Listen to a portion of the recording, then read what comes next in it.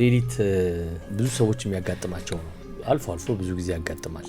እየተኝተ ሌሊት 9 ሰዓት በ10 ሰዓት ትነቃለህ። መነሳት የነበረብህ ከዛ በኋላ ምናልባት 1 ሰዓት ይሆናል ወይ 12 ሰዓት ይሆናል። ከዛ በኋላ እንቅልፍ መውሰድ እምቢ ይላል። አንዴ ከተነሳ በኋላ በቃ ረጅም ጊዜ እንደነቃህ ትቀራለህ። እና ለምንድን ነው እንደዛ ለምን እንነቃለን ሌሊትና ለምን እንቅልፍ እምቢ ይለናል የሚል በአንድ የጤና ባለሙያ የሰጡት ነው። ዴቭ አስፕሬ ይባላሉ። እሳቸው ምንድነው የሚሉት እንዲህ የምንሆንበት ምክንያት በደማችን ውስጥ ያለው የስኳር መጠን ሲቀንስ ነው እንደዚህ አይነት ነገር የሚያጋጥመን በብዛት ነው የሚሉት። ይሄ በሚሆንበት ጊዜ ደግሞ ኮርቲሶል የሚባለው የጭንቀት ሆርሞን ይነሳል። ስለዚህ ያ ደግሞ ከእንቅልፋችን እንድንነቃ ምክንያት ይሆናል ነው የሚሉት ባለሙያው።